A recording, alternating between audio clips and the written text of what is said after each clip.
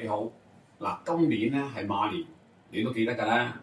咁今年咧，你可以喺屋企咧就佈翻個少少啲嘅風水陣，冇問題嘅。佈個陣咧都唔需要點樣大鋪張、大陣仗嘅，因為咧每一個佈風水陣咧都要夾每一個人嗰個命宮嘅，得唔得？睇下呢間屋夾唔夾你啦。咁但係咧，唉，冇辦法啦，好多人咧都話：喂，大師！我今年應該擺咩啊？擺咩啊？擺咩啊？邊個方位擺咩？邊個方位唔好咁？咁因為好多時大位咧都用於這一套去行宮。咁如果真正係睇風水咧，先有作用㗎。點解咧？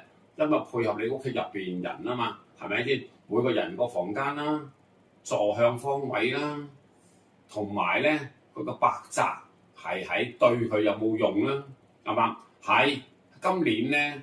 就大利東西就不利南北，因為今日丙午馬年係嘛？紅陽之劫，赤火之年係咪先？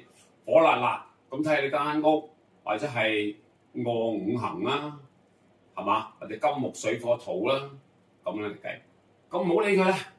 總之擺得個風水陣就安心啦，係咪？嗱，首先唔好理個咩屋，兩樣要記住嘅。第一個就喺2月4號啦，立春當日。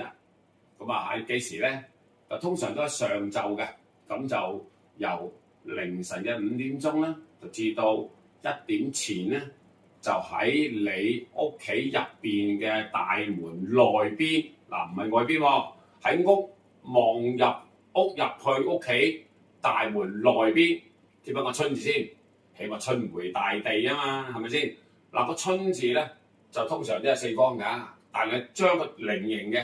就每一個角落得掉落福到，咁就4就福鼠，4個福鼠就俾4方財啊嘛，係咪好多咧？其次就一張地氈咯，地氈係紅色。嗱，其實一地氈咧，就我覺得就係紅色嘅，但係好多人咧就話咩顏色咩顏色，其實就唔啱。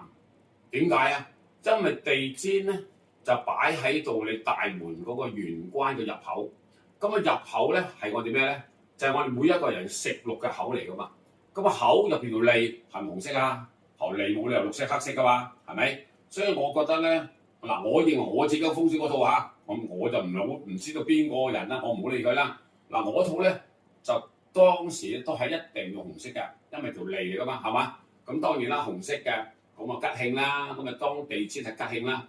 咁因為今年個龍咧叫做天解星，係嘛？